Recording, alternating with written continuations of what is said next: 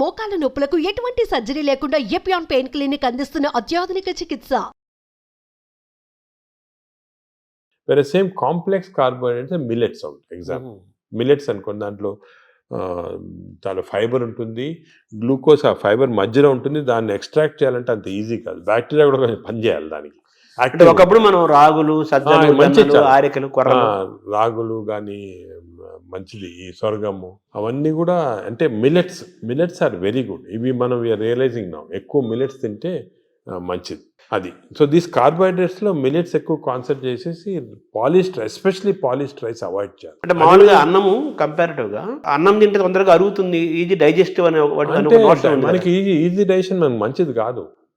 మనకి easy digestion అంటే పేషెంట్స్కి బాగా వీక్ ఉన్న వాళ్ళకి అవసరం, కానీ మనకి normal human being complex digestion మంచిది. ఎందుకంటే కాంప్లెక్స్ డైజెషన్లో ఫైబర్, దీన్ని గ్లైసిమిక్ ఇండెక్స్ అంటారు, ఒక టర్మినాలజీ పబ్లిక్ కూడా తెలియాలి. గ్లైసిమిక్ ఇండెక్స్ అంటే ఏమంటే మన ఆహారం తిన్నామంటే మన బ్లడ్ షుగర్ లెవెల్ ఎంత ఇంక్రీజ్ అవుతుంది. సో గ్లైసిమిక్ ఇండెక్స్ ఒక ఫుడ్ ఎక్కువ ఉంది అంటే డైజెషన్ కావచ్చు, కానీ ఆ గ్లైసిమిక్ ఇండెక్స్ ఎక్కువ కావటం వల్ల గ్లూకోజ్ ఎక్కువే మంచిది కాదు బాడీకి. సో రైస్కి, షుగర్కి మ్యాక్సిమం గ్లైసిమిక్ ఇండెక్స్, ఎందుకంటే షుగర్ తినడానికి ఇమీడియట్ గ్లూకోజ్ ఎక్కువ అవుతుంది, రైస్ తినడానికి కొంతవరకు అవుతుంది. కానీ కాంప్లెక్స్ కార్బోహైడ్రేట్స్ మిల్లెట్స్ అయితే గ్లైసిమిక్ ఇండెక్స్ తక్కువ. కొన్ని ఉన్నాయి బీన్స్, మన చిక్కుడుకాయ, ఇది కిడ్నీ బీన్స్ అంటారు అవి, అవన్నీ రాజ్మా, ఇవన్నీ గ్లైసిమిక్ ఇండెక్స్ తక్కువ.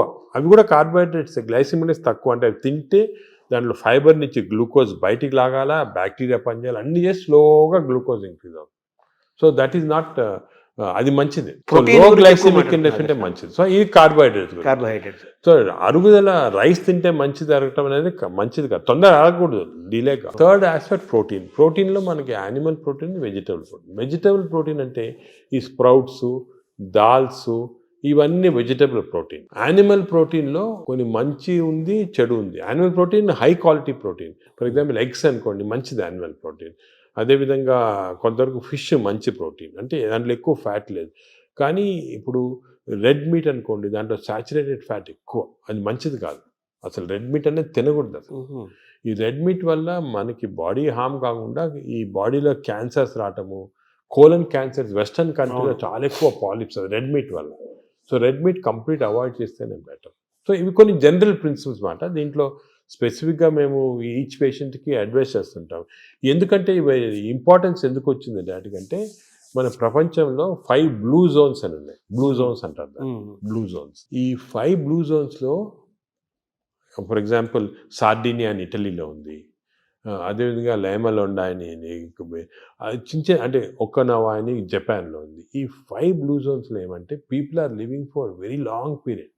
ఈ బ్లూ జోన్స్, అవి బ్లూ జోన్స్ అంటారు. అంటే కొన్ని వరల్డ్లో 5 బ్లూ జోన్స్లో people are living mainly 100 years దాకా. అందరు అక్కడ 100 years బతుకుతారు. లాంగివిటీ ఒకటి, హెల్తీగా ఉన్నారు అందరు. డయాబెటీస్ తక్కువ, హైపర్ టెన్షన్ తక్కువ, heart disease.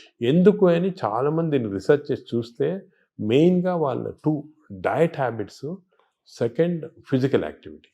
They are all very active physically. 100 years అయినా కూడా వాడు వాక్స్కి వెళ్తుంటే అది చేస్తారు, గార్డెనింగ్ చేస్తారు, సైకిల్తో కూడా వెళ్ళిపోతారు. మెంటలీ బాగా యాక్టివ్ ఉంటారు. డయట్ వాళ్ళది మెడిటరేనియన్ డయట్ అని ఎక్కువ తింటారు. ఇది మెడిటరేనియన్ అంటే olive oil, nuts, vegetables, fresh fruits, fish. Food and యాక్టివిటీసే మెయిన్. ఫుడ్ ఇటువంటి ఫుడ్ అంటే మన బాడీకి ఎక్కువ స్ట్రెయిన్ లేకుండా మంచి ఫుడ్.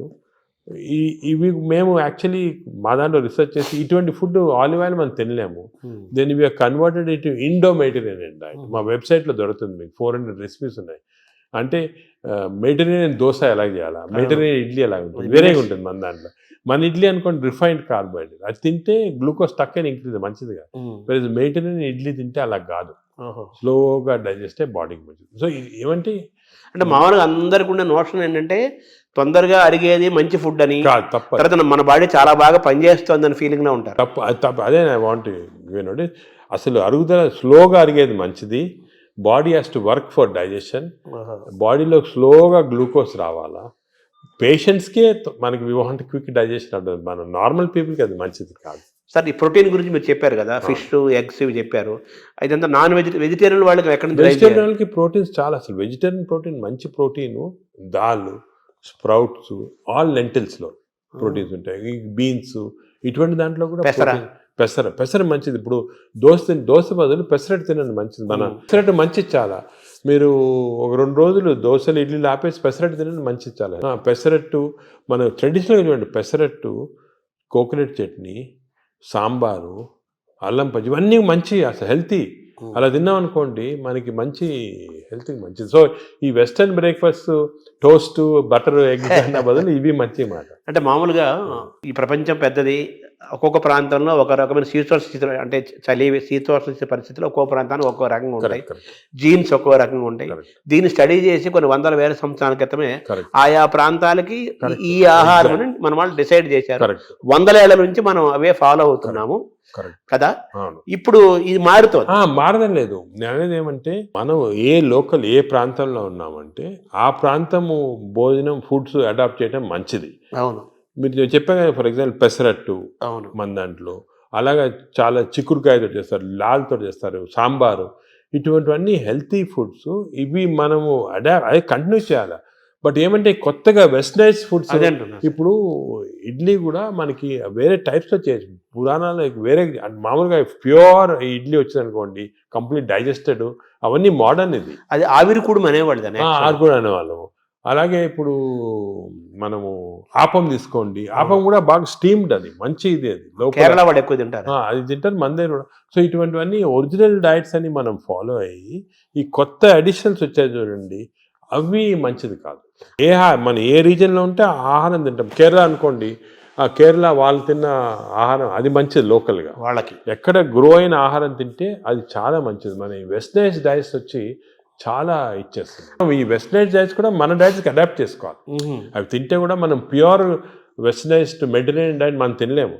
మన దానికి అడాప్ట్ చేసుకొని తింటే మనకి మంచిది. మన దోశలు వాళ్ళు తింటున్నారు, వాళ్ళ బర్గర్లు పిజ్జాలు మనం తింటున్నాం. అదే మిస్టేక్. ఇప్పుడు మామూలుగా నేను విన్నాను, ఎవరో చెప్పగా విన్నాను, ఈ బ్యాక్టీరియా మైక్రోబయోమ్ ఇంపార్టెంట్ అని చెప్పారు కదా మీరు. ఈ క్రమంలో అసలు మన బ్యాక్టీరియా ఆల్మోస్ట్ మనం కోల్పోయి యూరోపియన్ బ్యాక్టీరియా వచ్చేసింది అంటున్నారు మనలోకి.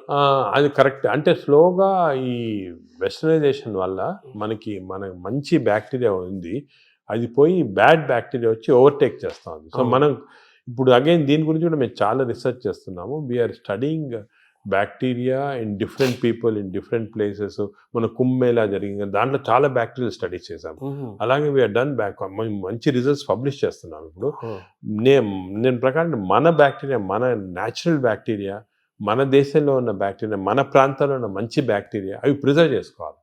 అవి చేయడానికి కొన్ని టెక్నిక్స్, కొన్ని మెథడ్స్ అవి ఉన్నాయి. అవి మేము ఇప్పుడు ఇంకోటి ఏం చేస్తున్నామంటే రీసెర్చ్, ఈ ఎక్స్టెన్సివ్ బ్యాక్టీరియా రీసెర్చ్ చేసిన తర్వాత ఏవి మంచి బ్యాక్టీరియా, ఏ చెడ్డ బ్యాక్టీరియా అని కనుక్కున్న తర్వాత, ఈ బ్యాక్టీరియా అనేది మన స్టూల్స్లో ఉంటాయి, కష్టం వేయటం, థెరపీలు ఏమి లేవు. So we are desiccating it and producing what is called capsules. అంటే ట్యాబ్లెట్స్, మన ఈ మామూలుగా యాంటీబయాటిక్స్ ఇటువంటి ట్యాబ్లెట్స్ బదులు ఈ డెసికేటెడ్ స్టూల్ క్యాప్సూల్సే ట్యాబ్లెట్స్ లాగా ఇస్తున్నాం. భవిష్యత్తు అదే అంటున్నారు, ఫ్యూచర్ అదే దానికి. తర్వాత సార్ మార్నింగ్ మన తెలుగు వాళ్ళం కాబట్టి మన ప్రాంతం మాట్లాడుకున్నాం. ఇప్పుడు మీ టాపిక్ అంతా లోకల్గా ఏ ఆహారం అవైలబుల్గా ఉందో 100 ఏళ్ల నుంచి అది తినండి. లోకల్గా మనం ఎలా ఉన్నామో దాన్ని ఫాలో. సేమ్ ఫిజికల్ యాక్టివిటీ చూసుకోండి, same activity you don't have to. కానీ ఇప్పుడు ఆ ఆఫీస్లో కూర్చోవడం టైం